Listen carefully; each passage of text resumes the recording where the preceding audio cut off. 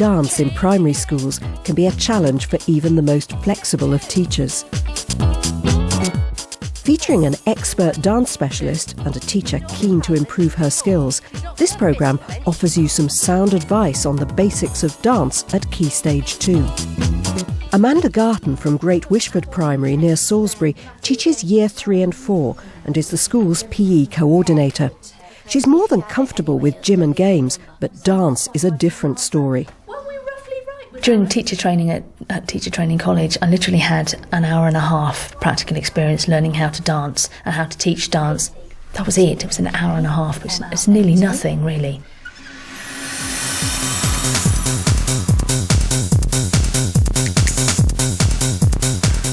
Lynn Payne is a specialist dance instructor. Her courses aim to help teachers develop their own potential, gain confidence and create a structure for lessons, which cover the objectives laid down in the QCA guidelines. 1, 2, 3, 4, 1, 2, 3, 4. I think the problem with dance is there aren't any rules laid down. There are no book of rules like there might be for some sports and some games. And so it's actually an art form, and it's about responding creatively. And not everybody responds in the same way. And I think maybe teachers are sometimes a little bit worried that the way the children respond isn't the right way, but there actually isn't a right way. The two meet up when Lynn comes to assess one of Amanda's dance classes. Its theme is directly connected to another aspect of the curriculum. Dance is definitely one area of the curriculum that you can link with lots of others. We're linking at the moment with geography and history, our local history, and St Vincent as our geography. We're linking it with literacy as well, because we're learning songs and words, and we'll make rhymes and poems that we could make to certain rhythms, etc. So we can link it with literacy.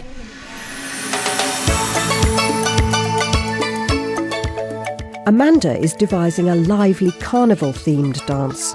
She wants to use ideas and music taken from Caribbean culture and produce a colourful dance routine. You've got all this lovely space. Try not to go round and round in a circle.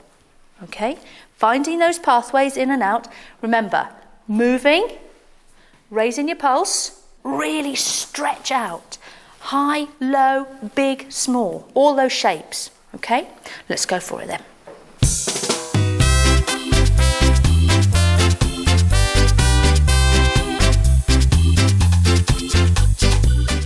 As part of the mentoring session, Lynn's brought along a video camera, a laptop and an assistant to film the lesson so they can analyse it afterwards. But first, let Lynn remind us of the basic essentials of any dance lesson.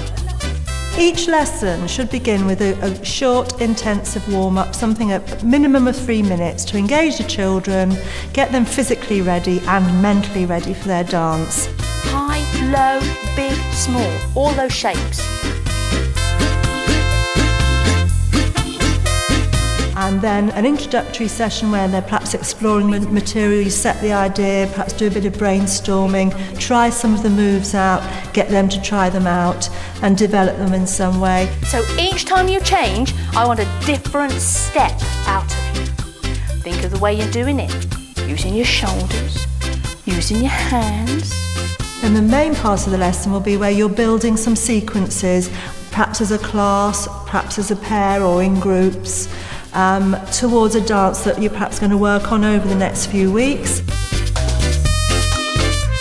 Well done. Give them a clap. Well done. Well done. This team. Then you need a few minutes at the end to recap and think about what you've been doing, a bit like the plenary in any other lesson, and then a cool-down activity to get them mentally and physically prepared for what happens after the dance lesson. So we're going back to our normal state. So our bodies are cooling down. Our heart rate is slowing down, and we're nearly ready to go and get some lunch. So how does Amanda's lesson match up to the criteria set by Lynn? What I really liked about this was the way that you got stuck in and you demonstrated, and when you felt that they were running out of ideas or they weren't thinking very imaginatively, you gave them some suggestions and picked up on some of their ideas, and they responded very well to that. What about the top half of your body? Oh, I like that one. He's been a strong man. Cool, that's a good one already. I like that one. Excellent. Think about using your arms as well. Okay. One of the things you might well have done at this stage was maybe give them some very clear directions to move in. So, you know, let's all go sideways or... Right, okay, yeah.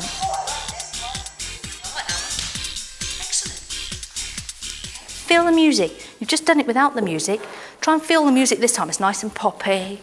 Think of yourself in the hot sunshine. A bit difficult today with the rain. The sun is beating down. You've got a great big costume. Lots of feathers and sparkles and sequins. You like. Now, one of the things I think you became aware of was that the steps weren't necessarily in the style that you wanted. The carnival style and the style of the music.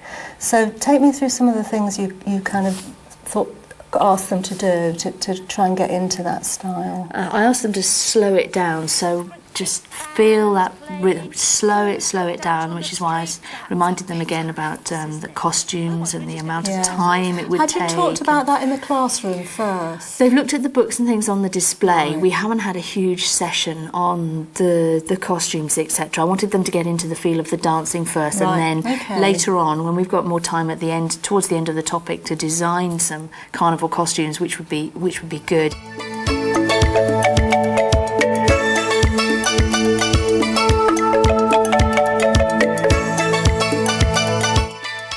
Don't be worried about stopping the music and stopping and freezing them. Yeah. For instance, when you're changing the leader, you could have stopped the music, they could have frozen, and then you could have checked their spacing, and then you could have got the other person to go to the front.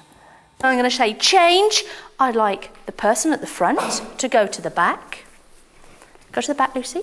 And the person who is now at the front to keep walking. Taking your procession on a spaghetti pathway in and out, but not just walking, changing the way you make a step. One of the things you might think about is to break the task down. I felt that you gave them too many instructions from the start. Did you? Yes, I did. It was just me, gabble, gabble, gabble, gabble, gabble. So you need to give them time to explore perhaps the pathways first, follow the leader pathways, then stop them and say, now let's think about different kinds of step, and then stop them and say, now can you add some arm movements on? I thought, considering they weren't used to this space and they hadn't done a lot of dance, actually they were very confident, and you encouraged that with the task that you set. They might have been more confident if you'd actually set something specific, like we're going to travel forward with this bit, we're going to travel backward with this bit, we're going to do steps to the side, you know, so they actually had an idea of a structure before you started. So they had a bit more direction to start with. Can you feel it? Yeah. Is it making a rhythm, Matt? Tell me the rhythm. Put your hand on your heart. It does it twice and then stops another time. Absolutely right, it does. Can you feel yours? Is it beating a bit faster than it would normally? We must have warmed up then. Here's a bit I'm really interested in, and I think was really good teaching, is where you made reference to how the heart beats faster following the warm-up, and they're all feeling their heartbeat and talking about how it feels. Yes, I mean, one of our science topics at the moment is the human body anyway, so that's another nice link in.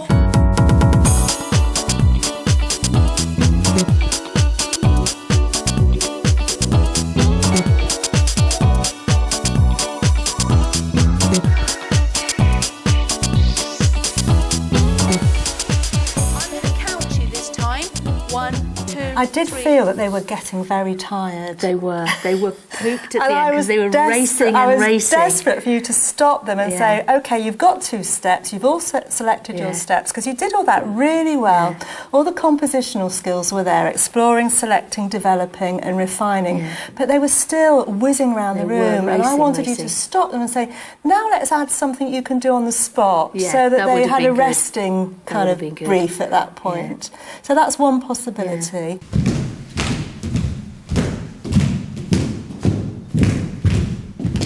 Excellent. And step 2. What was step 2?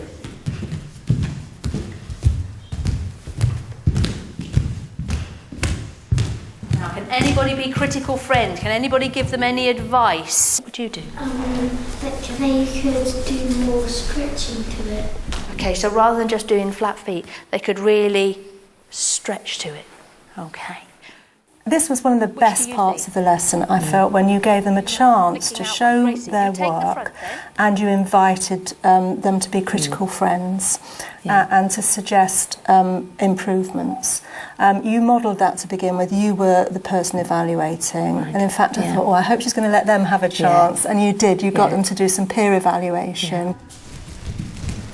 Critical friends, how do you think they could improve and make the 2 steps different? What they do at this age, though, is they suggest something quite different. Did you notice that? They say things like, I think she ought to do it this way. Exactly, yeah. Rather than actually letting them have a choice about how they develop it. They always want to give their own idea, They do, don't they? very much so. And it's always pretty much what they've just done.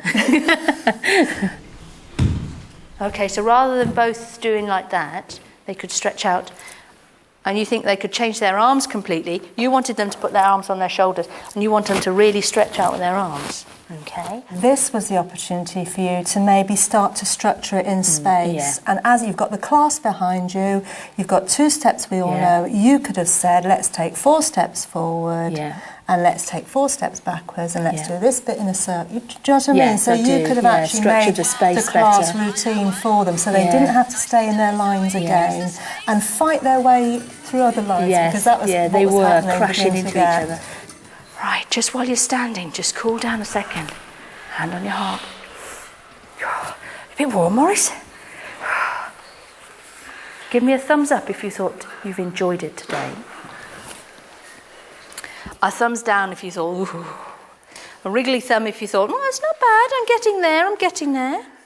Now, I love the end because what you're asking them to do here with their thumbs up, thumbs in the middle and thumbs down, is to evaluate what they thought about your teaching, actually, what they thought about the lesson, what they thought about their own performance. So that's a brilliant and a very quick assessment that you can make, evaluation you can make of that. Just gently walk around with your arms by your sides. You don't need to stay with your team. Just slow yourself down very slowly. Okay. I think overall the lesson had such a high challenge, high technical challenge, especially on the performance aspect. And they're all really geared up for moving forward and you know, you can only move on from here. Well done. Thank you. The benefits of Lynn's chat was it's reassurance as much as anything, because unless you get somebody that says, well, that was good, you never know, do you? You just don't ever know. So it was really nice that Lynn could say some really nice. She made some nice comments. She made some very poignant comments as well, which I totally agree with. And when it always takes somebody else to point out the blethering obvious. I could see where I could make improvements next time. I could see that I was talking too much in certain places. I could see that I was doing some good things in places as well, with the movements and encouraging the children, etc. And it was really good to see what the children were doing, because you can't watch all of them all the time. It's great that Lynn could give me the advice that she did, and it's been really good. It's been a huge learning curve for me as well.